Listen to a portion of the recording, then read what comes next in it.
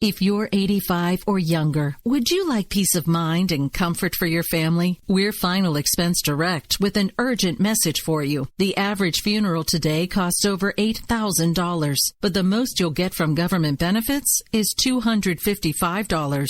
How will your family pay the difference? We can help. Our senior plans start as low as just $1 a day and pay up to $30,000 for a funeral and other final expenses. Peace of mind is easy. There's no medical exam. You'll have lifetime coverage, and your plan can't be canceled as long as you pay your premiums. Call now for free information about our senior plans. Answer a few simple questions and receive approval right on the phone. Plus, call right now and we'll give you a discount prescription card for free. Call 800-553-8687. That's 800-553-8687. Again, 800-553-8687. 687. You're listening to the Spark Radio Network, internet radio like you've never heard before. Innovation, creativity, and imagination are all said to begin with a spark. So fasten your seatbelt and take the ride of your life and listen for the spark. You are listening to KLRN Radio, where liberty and reason still reign. Hey, this is John Preston, Marine combat veteran and Pacific Records recording artist.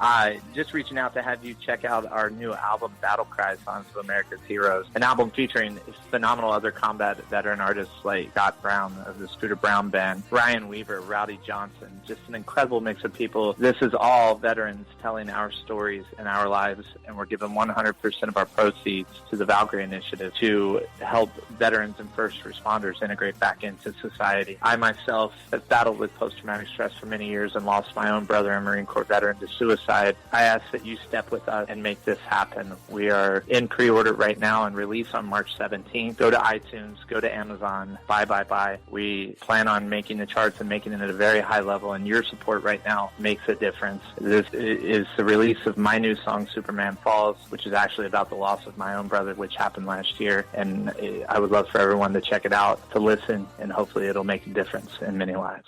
If you're 85 or younger, would you like peace of mind and comfort for your family? We're Final Expense Direct with an urgent message for you. The average funeral today costs over $8,000, but the most you'll get from government benefits is $255. How will your family pay the difference? We can help. Our senior plans start as low as just $1 a day and pay up to $30,000 for a funeral and other final expenses. Peace of mind is easy. There's no medical exam. You'll have lifetime coverage, and your plan can't be canceled as long as you pay your premiums. Call now for free information about our senior plans. Answer a few simple questions and receive approval right on the phone. Plus, call right now and we'll give you a discount prescription card for free. Call 800-553-8687. That's 800-553-8687. Again, 800-553-8687. 687.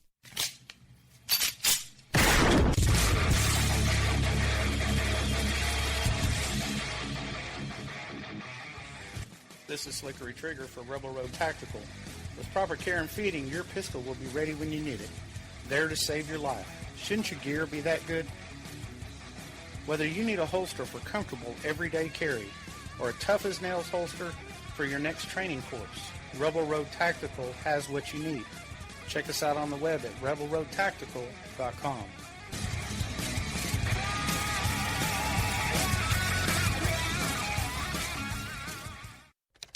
Sometimes riders feel lost, unsure why a passage may not be working. It takes another set of eyes to help us nurture our writing into full maturity. At Black Wolf Editorial Services, we strive to enable writers to develop and grow, offering manuscript critiques and line edits through a mentoring editorial style. We also offer assistance on generating a writer's bio for your websites. Black Wolf Editorial Services, nurturing your writing into maturity. For a full list of services, visit blackwolfeditorial.com.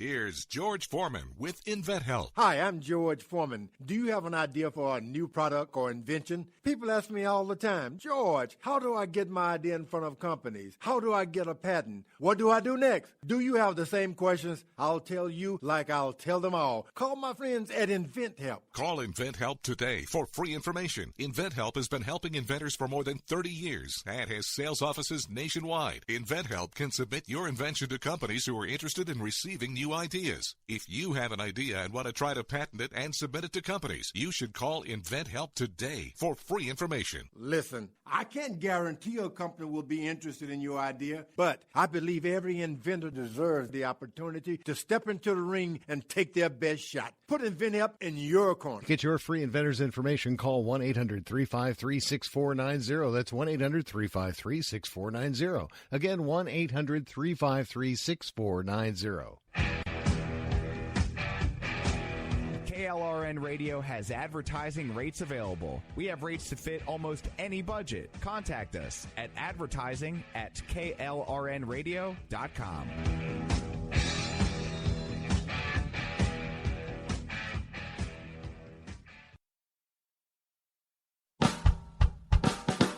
You're listening to the Spark Radio Network, internet radio like you've never heard before.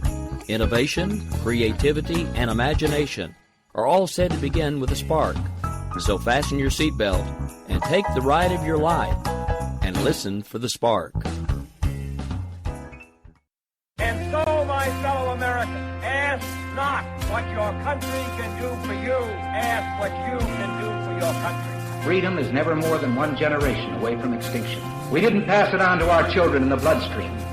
The only way they can inherit the freedom we have known is if we fight for it, protect it, defend it, and then hand it to them with the well-taught lessons of how they in their lifetime must do the same.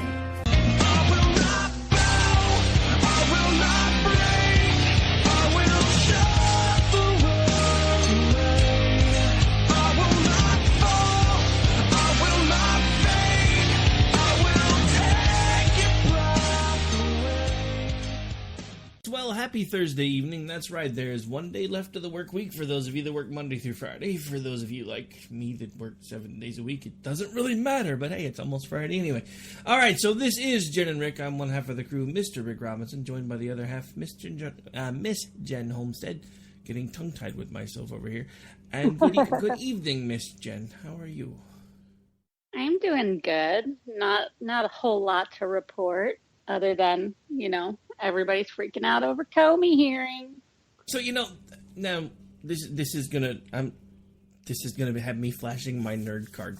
But when some liberal moron came up with the idea for Comey Day, was I the only one that flashed back to the Bloodsport movie from the 80s, with the opening theme song where they kept yelling Kumite over and over and over again?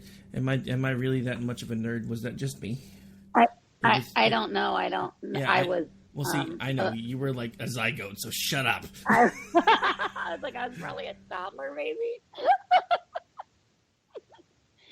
Oh, he's okay. I'm old. Excuse me, folks. We're going to take an early break so I can go grab my Metamucil. We'll be right back. So just play it. All right. So, before we get into that, because honestly, an interesting thing happened to me today. I'm behind with some stuff, and I finally just really started getting back into America's Got Talent this evening because it was on my DVR. Have you been watching that at all this season? No, I haven't. I often kind of keep up with some of that stuff, but I haven't this time around. Well, the only reason I was asking is because up until now I actually haven't. But last night's episode ended with someone that I think is absolutely amazing. She actually was studying to be a music teacher and had some sort of a muscular issue or something that actually caused her to lose her hearing at age 18. So she is now 29 years old, basically been coping and learning how to be deaf for about the last 11 years. And she actually performed on a live stage last night in front of millions and millions of people, and she was singing and playing a guitar. And it was amazing. I'm not one of, because you hear all these guys all the time, oh my God, I saw that, and it brought tears to my eyes. coming from a musical background family, which I didn't, music has always been an important part of my family, but I never really knew why until I got older. Apparently, my grandmother and my grandfather used to professionally write music when they were younger, and I had no idea. I mean, it was just one of those things where a couple of the songs got really close to taking off, and it just never really happened, but they made money professionally writing music when they were younger. And so I have, like, lots of people in my family with some innate musical ability. So, I guess it's genetic, but watching that and listening to the story and then having her come out on stage knowing that she cannot hear a thing that she's saying, and she is playing a guitar and singing almost a pitch-perfect song, just to tell you how good this is, because Simon Cowell is a judge this year. And we know how hard Simon Cowell is on people that sing. He tears anyone apart the second they miss a note. He hit the golden buzzer. Which, for anybody that doesn't know, means that she instantly got pushed through to the live shows. This was probably one of the first times in a very long time that I've watched something and it literally brought tears to my eyes. So I was kind of hoping you'd watched it too, but that's okay, I can have my moment by myself.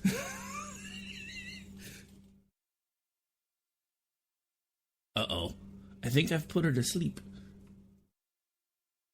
Oh, I forgot to take my mute off. I was coughing a little bit, and then I just started talking like my mic was on, and it wasn't. Nice.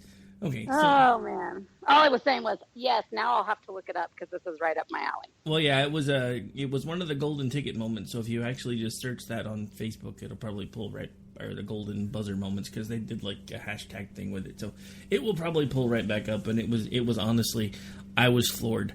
And to see Simon just be like, you know what, you're not going to need an interpreter for this. And he leans over and hits the golden buzzer in the middle. And she's just freaking out. And I'm just, I don't know. I literally had tears in my eyes. So, and I'm not ashamed to admit it, because to me it was awesome. But anyway, so I digress. So yeah, that's cool. All right, so that was the one non-political moment of the show. Well, at least my one. That's a great non-political moment to highlight. Also, I don't know. Maybe it was, like I said, a soft spot for me, because I have had family members that have tried out for America's Got Talent. Also, have tried out for shows like The Voice, and also America's Got Talent when it was on. Sadly, none of them made it past the audition room, but that's a story for another day. Yeah. So anyway, so back to the politics. So have you been keeping up with anything that's been going on with this whole Comey Day thing? Because it was kind of a meh. It was definitely a meh. I mean, I think people were on both sides. Were expecting something more out of this. I actually wasn't. Just things they've read over the last several months, and I don't know. I was not surprised that it was so lackluster. No bombshells, except for, I think that one thing was a bombshell, and it was something that Comey himself admitted to. Oh, you mean that thing that we have audio for? Yes. Oh, this thing right here? Okay. Did you show copies of your memos to anyone outside of the Department of Justice? Yes. And to whom did you show copies? I asked, President tweeted on Friday after I got fired that I better hope there's not tapes. I woke up in the middle of the night on Monday night, because it didn't dawn on me originally, that there might be corroboration for our conversation. There might be a tape.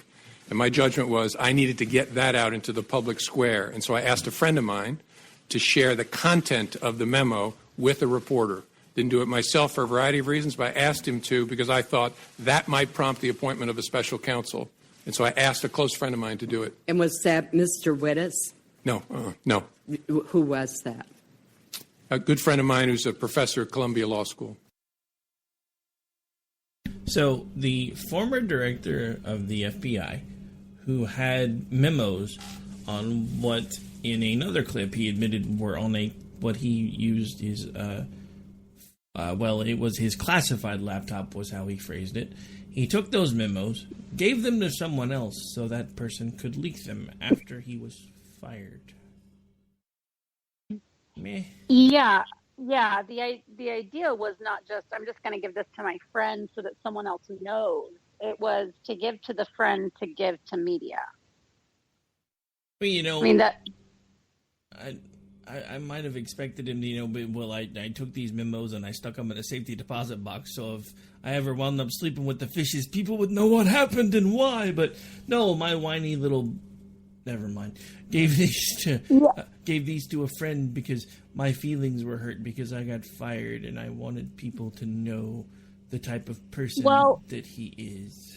Meh. Well, think about the words that he used. So when they were discussing the Hillary Clinton, investigation, he said, "I felt like there was no wrong intent." First of all, that's not supposed to matter at all. Intent shouldn't even come into play.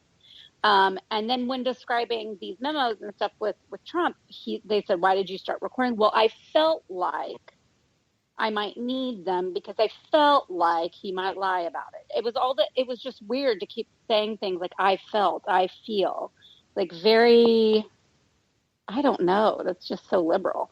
But it seems to me that when he decided to hand these off to a friend and to have the friend release them at a time that was, it couldn't seem anything other than like a politicization of it, then he politicized the job and he politicized his role, and which we already kind of think he has. I mean, in my opinion, it seems like he already kind of has over the last, several months before he left the job. It seemed like he already was being a little too political, but that certainly is. Like, I'm going, and he doesn't say that it was because he was like, okay, I thought he might lie. It wasn't like I thought I would be, blackmailed, or I thought that I would be hurt or anything. It was like, I thought he might lie about it, so I wanted to make sure I got the first word out. I mean, is this how we want our government run? And especially, the president doesn't answer to the FBI director, and as many people as that are screaming about the FBI being independent, they are not. And hat tip to Mole Ratty on Twitter, because she did a great thread today about how the FBI is part of the executive branch, and ultimately they do answer to the president. They are not a fourth institution. They are not a separate, entity that is for investigative purposes only and for holding government accountable. That is not their role. And people, I think, are trying to thrust that upon. We're trying to thrust that upon the FBI and upon Comey, and he kind of got eat up with that himself a little bit, I think.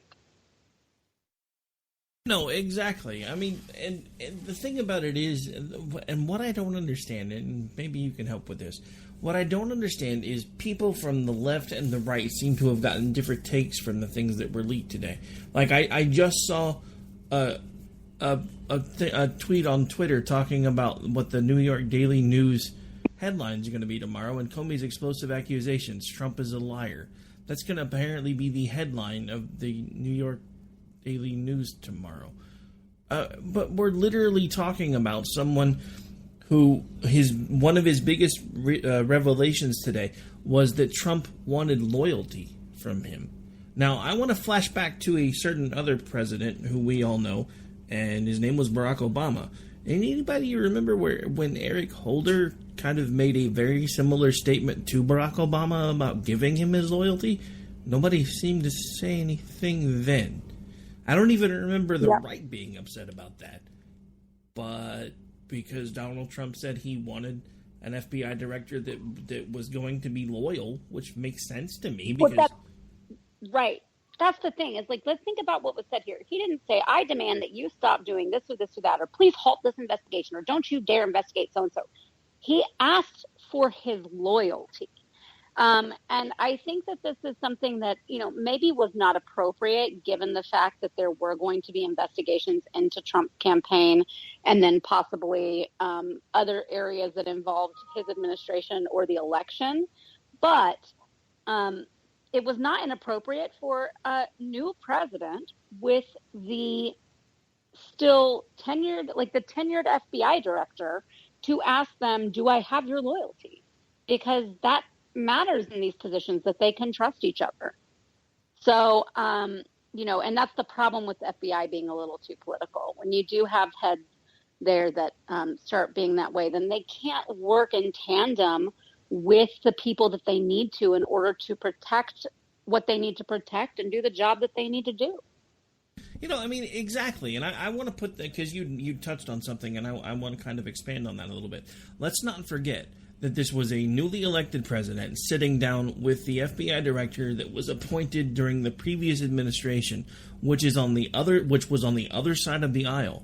So is it really that unheard of for a newly elected president to sit down with the FBI director that was appointed in a previous administration and say, look, I only have one question for you. Do I have your loyalty at this point?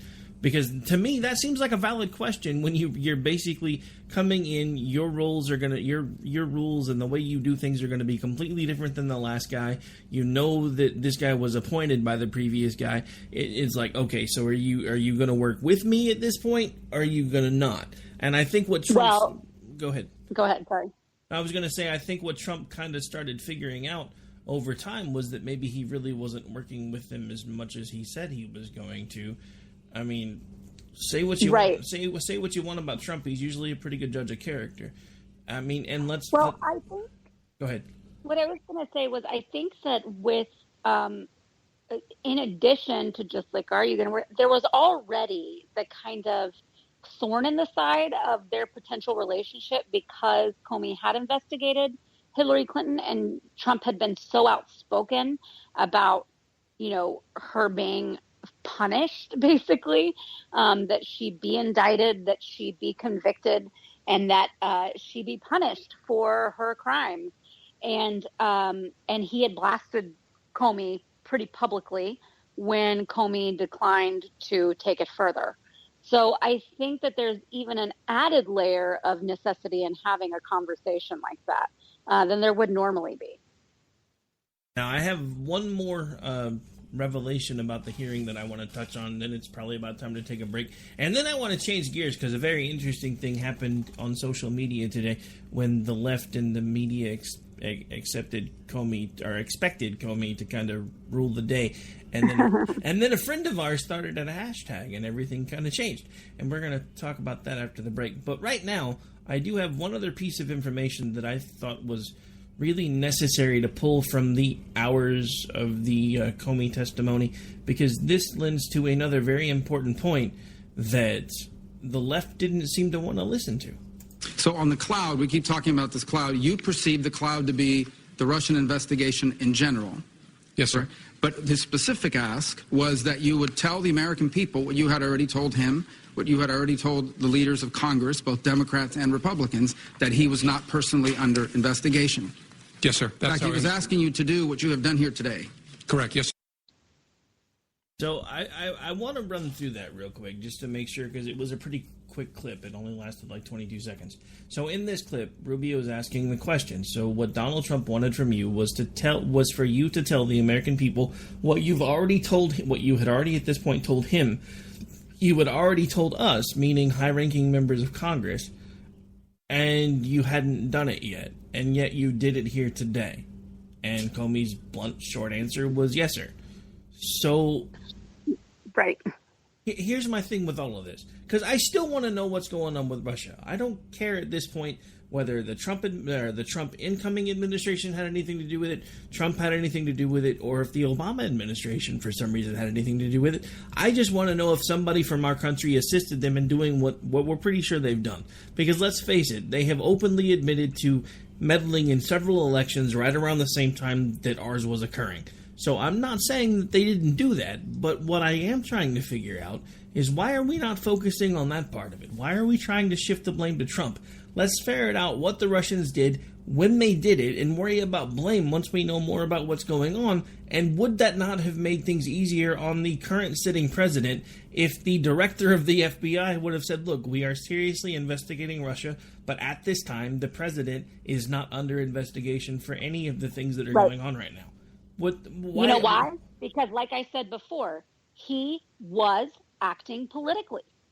He absolutely was. There's no other excuse for it. He was playing coy with the media. He was playing coy with the administration. He was hinting at, him being under investigation, but now outright saying so, but then also not saying he wasn't. He played this game for months and let the media run rampant with stories about how our election should be null and void, about how our president should be impeached just for the mere fact that he was under investigation and how the world can't trust him. They are putting that out there to the entire world. You think the international community wasn't paying attention? Absolutely they were. They were writing about it too, that even in America they're saying that he did because he's under investigation. And they're going away with all of these little conspiracy theories and all of these unfounded allegations. And all Comey had to do, and it would not have been compromising anything, is say, actually, the president is not under investigation. X, Y, and Z are. And he refused to do it because he was playing a card. Well, I couldn't have said it any better than you did, because at this point that's exactly what that seems like, whether anybody wants to admit it or not. He was playing politically fast and loose. He had done it all the way through this election cycle. He did it with the Hillary stuff. I mean, because I want to backtrack to something that you had said earlier when he had mentioned in the hearing today, and anytime you heard him talk, well, I felt that, or I feel that. Your feelings don't come into play with this when you are the director of the FBI and you're investigating whether someone was involved in criminal activity. And to flashback just one more time, and then hopefully we can finally put this part of it to bed as well. With the Hillary server stuff, when he kept saying, we know that she's done this, and this, and outlined it in painstaking detail, told the American people everything that she had done, and then said, but we can't find any intent. The law that he specifically cited in the federal code doesn't require intent. So he's been playing politics now for quite some time. Exactly. Absolutely.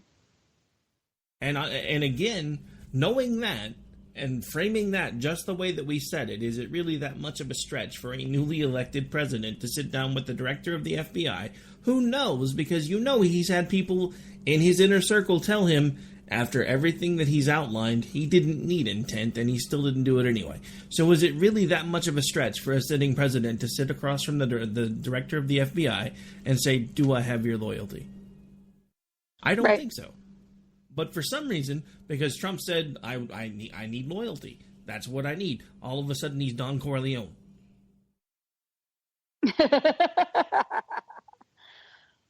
I just don't see this any other way. I don't know how to see this any other way. And I don't think, I don't necessarily mean to say that he is like some conniving, underhanded type person. I just think in this situation, he got in a little over his head with his political capital and power, and he used it. No, exactly. I mean, I think he's too much of a weasel to be conniving. I mean, honestly, the other biggest thing that I took away from his hearings today was, now that we know that he's leaked something, there's one thing, or there's he and Chelsea Manning have a lot of things in common, but there's one thing they don't have in common. Chelsea actually had a pair, because he ain't got none. Ooh. I mean, he literally sat. He literally sat in front of the Senate today and said, I was afraid to be alone with the President of the United States." Come on, dude. J. Edgar Hoover was the director of the FBI. He wore a skirt, and he was a bigger man than this nozzle. Ugh. Well, honestly, in this day and age, to say that you are scared to be alone with the president of the free world, the leader of the free world, is absolutely nuts. I mean, there is no, you were not. You were not actually afraid. You might have been fearful of backlash. You might have been fearful of him giving you the what for. You might have been fearful of him misrepresenting your conversation, but actually afraid of him, I call utter BS. And that's probably not how he meant it, but I think that he refused to expand upon it because he wants people to think that, because the headline will read, Comey was afraid of Trump, afraid to be alone with Trump. And people automatically think physically, like he was physically afraid. And, to just kind of stir that pot a little bit more and make it like, oh, that tyrant, that he could have just struck me down right there and no one would have ever known or cared. Yeah. It's just It's crazy. And, I know that you're right, but at the same time, I'm just thinking, sitting director of the FBI, you're talking about one of the top cops in the country who's afraid to be alone with the president. I mean, I know that, we are a society full of beta males now.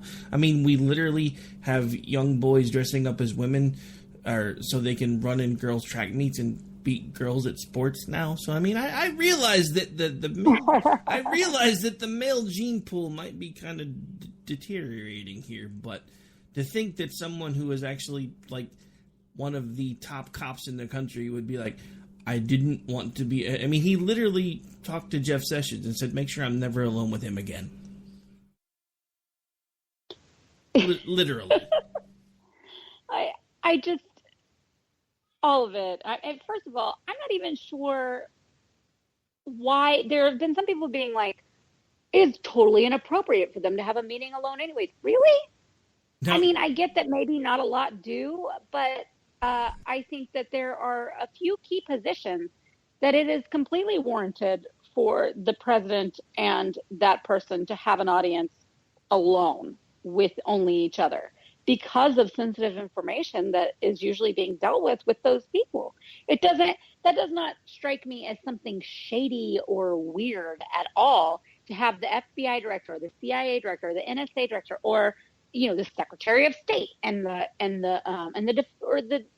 Secretary of Defense and Trump or the president, whoever it may be, have one-on-one meetings. That doesn't seem all that crazy to me. Now, one last point, and then we do need to take the bottom of the hour break. These same people that were like, oh my God, it's inappropriate for them to have meetings alone anyway, were the same people that were throwing a fit because President Pence didn't want to be alone with a woman that wasn't his wife. I'm just throwing that out there. All right, we've got to take a really quick break. We'll be back. This is the bottom of the hour. You are listening to Jenn and Rick. Back in about 4.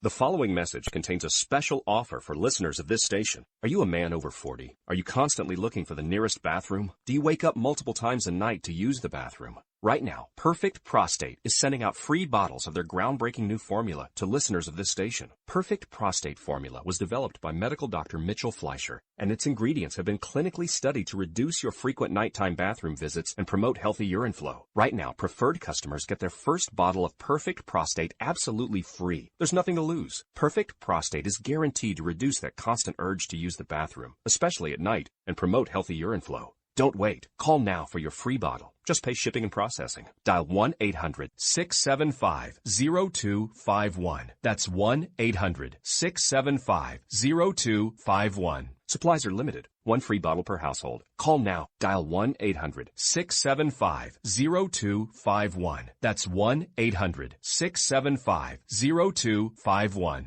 Tired of paying outrageous prices for Viagra? Well, we have great news for you. Now you can finally get Viagra at huge discounts. Healthy Man allows you to save up to $500 on Viagra. Why pay U.S. pharmacy prices of $15 per pill or more when you can get Viagra for less than $3 a pill? Call today and get 40 Viagra pills for only $99. This can cost as much as $600 at your local pharmacy. You can't afford not to call us. If you want Viagra at the lowest prices, never pay $15 a pill pharmacy prices again. Get Viagra for less than $3 a pill. Call 1-800-516-7602 today and save up to $500 and get 40 pills for just $99. Healthy Man is fast, easy, and affordable. Operators are waiting at 1-800-516-7602 to take your call right now. Call 1-800-516-7602. That's 1-800-516-7602. Again, 1-800-516-7602. Every day, the men and women of the United States Marine Corps stand ready to defend the American way of life. The few, the proud, the Marines.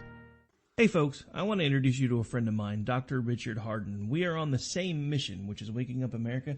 We just have different paths. So stay tuned for some information on how you can keep up with Richard and all his work. Visit Richard's website at rahardin.com. That's the World Wide Web at rahardin.com. At his website, you can see a summary of the 6 books he has written, where purchases may be made. He also has a link to 18 videos on YouTube and several blogs about Christian beliefs. If you prefer, visit Amazon.com/Kindle and type in Richard Hardin to see and purchase his books. Here's George Foreman with InventHelp. Hi, I'm George Foreman. Do you have an idea for a new product or invention? People ask me all the time, George, how do I get my idea in front of companies? How do I get a patent? What do I do next? Do you have the same questions? I'll tell you like I'll tell them all. Call my friends at InventHelp. Call InventHelp today for free information. InventHelp has been helping inventors for more than 30 years and has sales offices nationwide. InventHelp can submit your invention to companies who are interested in receiving new ideas. If you have an idea and want to try to patent it and submit it to companies, you should call InventHelp today for free information. Listen, I can't guarantee a company will be interested in your idea, but I believe every inventor deserves the opportunity to step into the ring and take their best shot. Put InventHelp in your corner. To get your free inventor's information, call 1-800-353-6490. That's 1-800-353-6490. Again, 1-800-353-6490.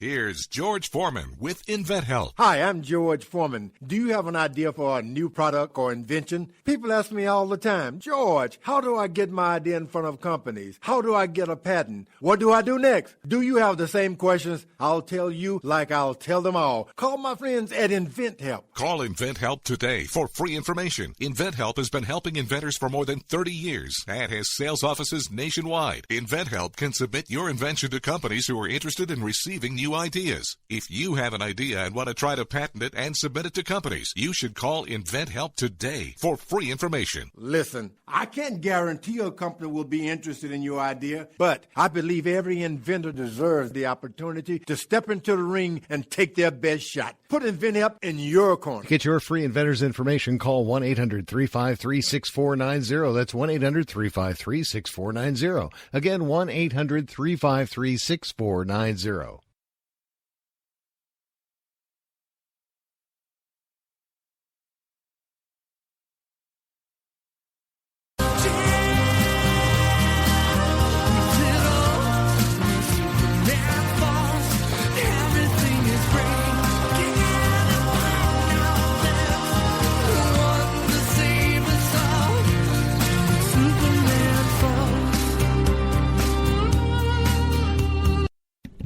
All right, folks, welcome back. Well, we're well into the second half of the show now. Now, for those of you who may have missed Tuesday, we're doing things a little bit different when I'm back-to-back for 2 hours now. We're going to roll from one right straight into the other, but we got about 23 minutes left. I thought we could have a little bit of fun because an interesting thing happened today. Because Comey, you know, we talked about how he's been waxing political lately and working things for his own agenda and doing all those interesting little things that are now starting to come out that he's been doing. Like publicizing the whole Hillary Clinton thing and them saying, but we're not going to press charges, and keeping secret notes about the president and then releasing them to a friend so that friend can leak them to the press. But an interesting thing happened today because, you know, everybody thought Comey was going to dominate the news cycle today. And for a while, he still is as far as mainstream news. But then an interesting thing happened on Twitter. A friend of ours, named Michael, who I'm not going to give his last name, actually started a hashtag based on a tweet that Kurt Eichenwald put out, which was an insane tweet, by the way. And it's so ridiculous. It actually trended for most of the day. Last count, it apexed at number 3 across the country, which is amazing. You know, that's the funny thing about that group, because you guys start hashtags all the time, and it's even happened to me a couple of times where I'll just come up with this crazy idea of, hey, we should use this hashtag, and next thing you know, it's trending, and I'm just like, didn't see that coming.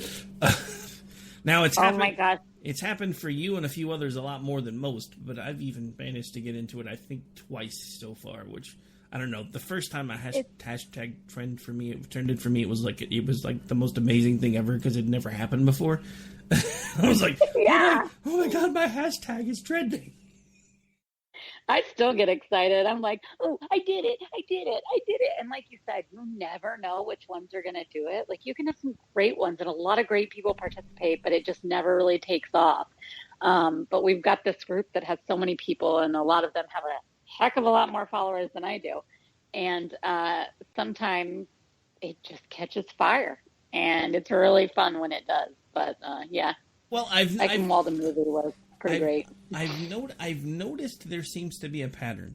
If it's something around a crazy tweet and somebody comes up with the idea of, hey, let's take this crazy tweet and use the premise of this tweet to change a song or change a movie title, those are the ones that seem to trend the most because it seems like everybody gets in on those.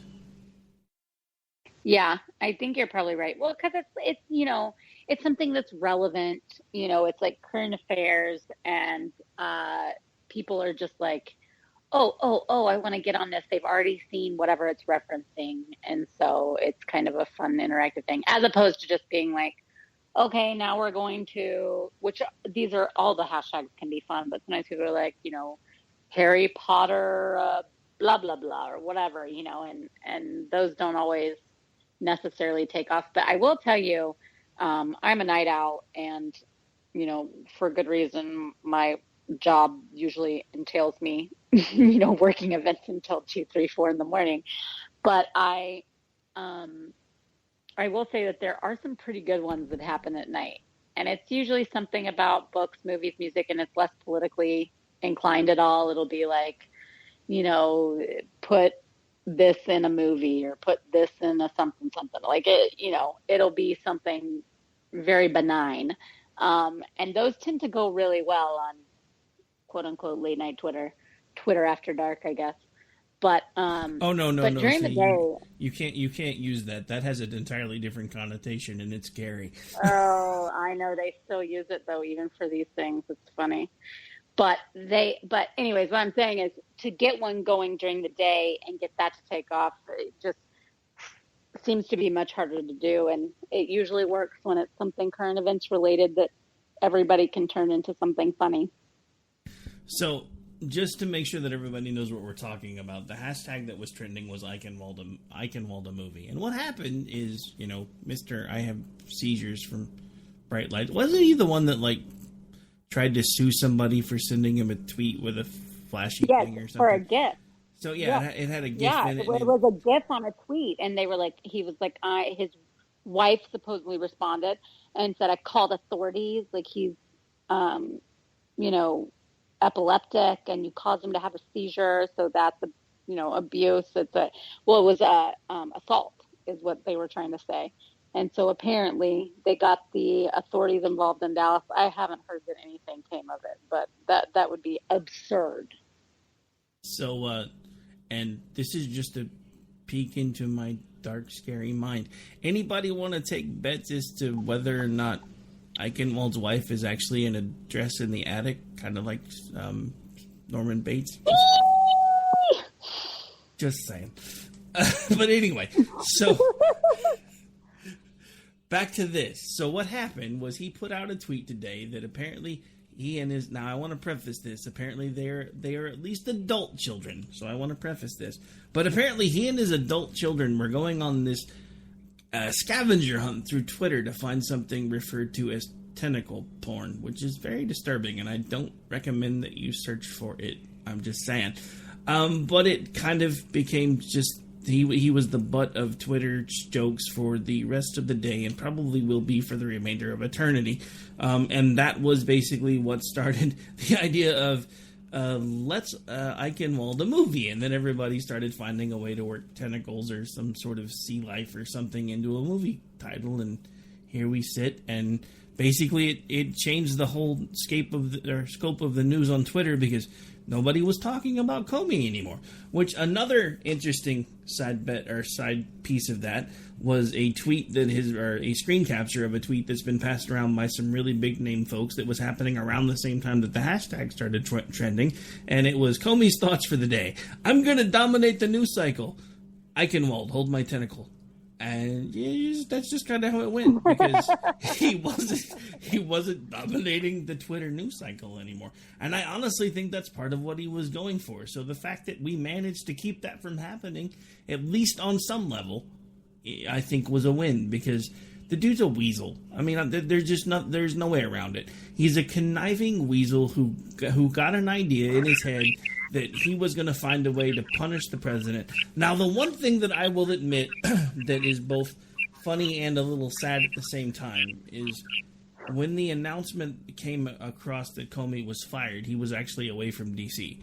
He was in the middle of speaking to a group of high-ranking FBI officials, and they had the TVs on, and it started flashing across the TV that Comey has been terminated. And he looked up, saw it on the TV, and said, "Ha, great joke, guys." And they're like, "We didn't do that."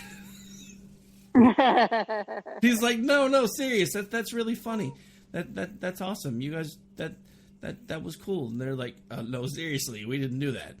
So, I mean, the one thing that I will say that it shows Trump's like savage corporate side, because I don't know anybody else in government sector work that would be like, "Dude, he's fired now, and we're not even going to wait till he comes back to tell him." Because, anybody else that's been in the political sector would have been like, "Well, let's at least let him come home, pack up his things, say bye." And I think that's the big thing that came across in the hearings today with Comey was, "I was hurt because I was fired while I was away from home, and I didn't even have the ability to properly say goodbye to my team members." So apparently today was all about his feelings, because that's the recurring theme. But anyway. It's so strange. I mean, all of this, I'm not saying that any of it was handled well. I'm not saying that he maybe even should have been fired. I don't know, what the best path was in this case. I think it certainly did appear to be a little bit, fishy, and with all the talk of investigations. But like we now know, Comey wasn't investigating Trump. He let people think he was, but he wasn't. So I just think all around this was probably handled very poorly, and it became sort of a political, personal attack type thing between the two camps, as opposed to, anything very professional or business related. And so now we're where we are. And of course, we're still where we are politically because, we now have people actively rooting for the Titanic to hit the iceberg just because they don't like Trump and blah, blah, blah. I just, I get it. I wasn't a fan of Obama. There were plenty of things that he did that I didn't agree with, but I wasn't actively campaigning for him to fail. I was literally cringing every time that he did, or every time he did something that was completely insane, but I was not actively going, "Well, see, I told you this wasn't going to work, and this is why," and blah, blah, blah, then, because that doesn't do any good. I don't get it. Because look, I didn't vote for Trump. I'm not even sure I'll vote for him the second time so far, because while there's been a handful of things that he's done that I've agreed with, I don't like the fact that the entire Republican Party seems to be lined up electric slide style and about ready to take a giant shuffle to the left.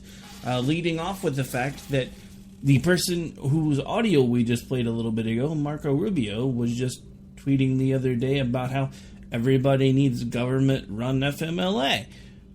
That's not a Republican concept. That's not a conservative concept. So the fact that these are now becoming mainstream Republican ideas concerns me. And that's one of the reasons why I didn't want Trump to be where he is.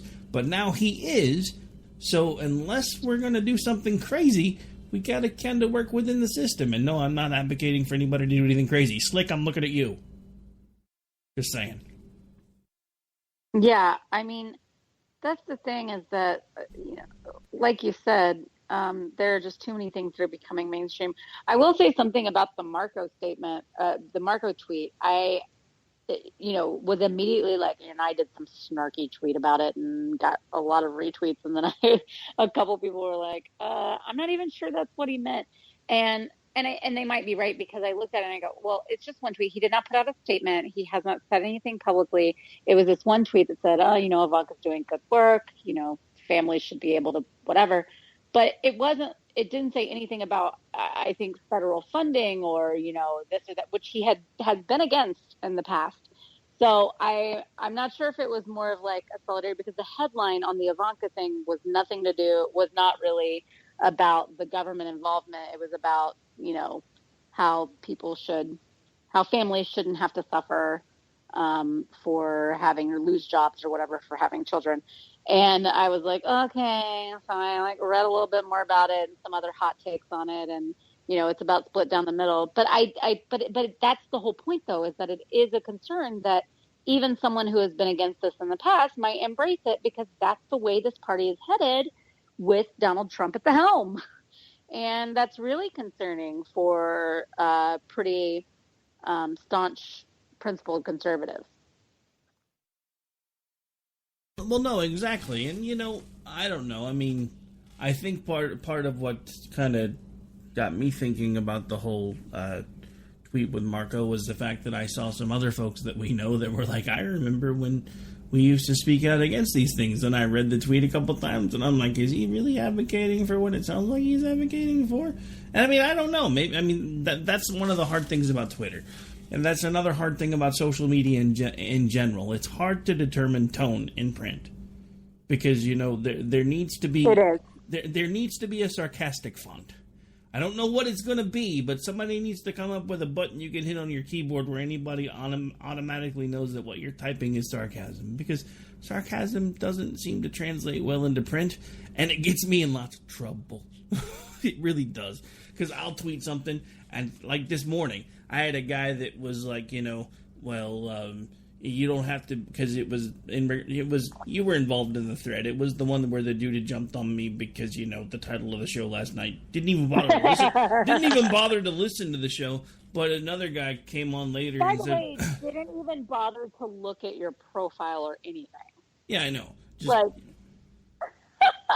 That's why I did my really sarcastic, yeah, Rick, yeah. What are you going to say about this? And how dare you? Did you like him? Did you vote for him? Yeah, but see, of course, people that know us were like, "Oh my gosh, that's really funny." But and people that didn't know us were like, "Oh my God, she's a Trump hater." Because sarcasm doesn't work well on Twitter. But so somebody else later had made some smart-ass comment about conservatism shouldn't be reactionary and was really, really angry. So I decided to do a play on words, and I'm like, so we shouldn't be reactionary. Well, that tweet seems kind of reactionary. And of course he was talking about reactionary as far as the movement goes. And he starts quoting all of these authors. He's like, have you read this person? Have you read that person? I was like, dude, it was a play on words. Calm down. It's okay. By the way, you're being kind of reactionary again. And he never said another word. Yeah. I couldn't pass it up. I just, I was tagged in the tweet, and so he responded, and I just couldn't let it go. I was just too much of a smart aleck for that. Well, actually, it got even more interesting, because I got up this morning. I was like, damn, this thing is still going. So I started looking, and station manager Ann was on the KLRN account. And somebody had called the guy that had attacked me and asked and tweeted out, are you bipolar? Well, since I was tagged in that, she thought they were talking to me. So she starts talking to them. It's like, well, no, he's not bipolar. He's opinionated. If you looked at his profile, it says this, it says that. I'm like, okay. So point number one, notice the fact that there is no picture on this profile. That leads me to believe it is either a troll or a bot. And then she kept going anyway. And then I was like, okay, so point two. If you'll look, the person that comment was directed to, at least if they know how to use Twitter, was the first person named, and it wasn't me. So I think they were talking to the other guy. And then I went and looked at their profile, and it was complete Trump-laden, Trump psychosis. And I'm like, yep, they were talking to the other guy. Yeah.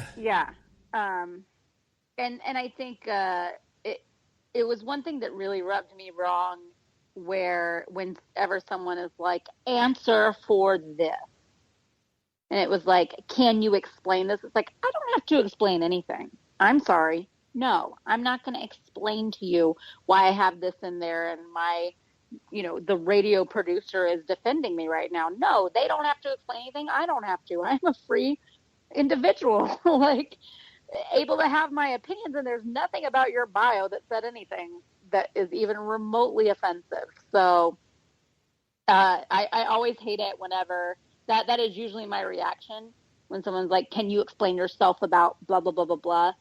It depends on what we're talking about and how they come across, because normally I'll be like, no, I don't have to give you bleep, pretty much. My usual response to someone live and in person when they come at me and say, can you explain this because of blah, blah, blah, blah, blah, blah, blah, I'm like, okay, so a couple of questions. 1, am I married to you? No. Do you sign my paycheck? No. Then step off, because those are the only 2 people I have to answer to. Mm-hmm. And people people don't like that, but that's my usual response. Yeah, that's a great response. That's pretty great. All right, so we are coming to the end of the show. I want to make sure I plug something because it's a big deal. We have Polita Bunny coming on with us tomorrow night on the Robinson and Wright Show. I'm going to try to hijack her for the whole hour, but, she's already going to be drinking coffee to come on with us at 11 at night, which I've never actually hung around Sam while she's been drinking coffee. That could be fun, especially coffee late at night. Oh, my gosh, wait, what? Yeah. I thought she was, like, always on coffee. Always on coffee, like like it's a drug. I thought she's always on it. Well, I mean, to some of us, coffee. Oh my gosh, I adore her. to some of us, coffee is a drug. To some of us, if you remember the book Dune, you remember Spice, and how their chant was "Spice is life." To me, that's coffee. I have to have it. Well, actually, I guess more specifically, it's caffeine. That's honestly something that I have been struggling with lately, because I realized that now that I'm back to getting about 2 to 3 hours of sleep a day, most of the time, I consume mass amounts of caffeine. Well, the problem is I've been slowly detoxing myself, and I say slowly because every so often I have to get at least a little bit. So I'll drink some coffee, and every once in a while I'll sneak about a half a soda, just because if I get to the point where I completely have no caffeine, it sounds like the other night when Dan and I were on the radio and I couldn't remember the ACLU. I literally was sitting there for like a minute going, I know the name of this group and I cannot think of it, and it would literally be right on the tip of my tongue and then it would be gone. I'm finally like, dude, just go ahead, go say whatever you're going to say, because for some reason I cannot remember the name of this group for the life of me. And I was like, I literally am so addicted to caffeine, I don't think my brain can function without it anymore. It was bad. I mean, I literally was actually starting to worry. So I actually started using a little bit more caffeine and slowly started backing myself back off of it again. And it doesn't seem quite as bad, but every so often it'll just be like, the mental transmission slips a gear. I'll be mid-thought and it'll be a really good one, and it'll be like, train of thought derailed, track 1. Somebody get the toxic crew out here because it's going to be a mess. It's terrible. Oh, that's funny. I hate getting old because, yeah. I mean, dude, literally, like in high school, I could irritate my teachers because there would be times I would forget my textbook in my locker. They'd be like, you didn't bring your textbook. We're reading from it today. I was like, give me a page number. And I could quote it almost word for word. Not perfectly, but enough that it would annoy one of my teachers because I said a bad word on the radio. Could I have to go back and mark this one explicit now? Sorry, ladies and gentlemen. Remember that caffeine thing we were just talking about? Yeah, there we go. Prime example right there. I've almost done it so many times, but wow, that's hilarious. I love it. I remember back when I literally have not done that in like 2 years. Oh, I remember one time on Stacy and JD's old show, he dropped one, or no, she did, and didn't even realize she did until afterwards. And I was, texting her, and I was like, wow, F-bomb. She goes, oh my gosh, did I? I didn't even know it. And neither one of them stopped. It didn't even register. But if you know either one of them, you know why that didn't register. Oh, yes. Having spent an entire CPAC sequence with both of them last year, which was actually a lot of fun, by the way.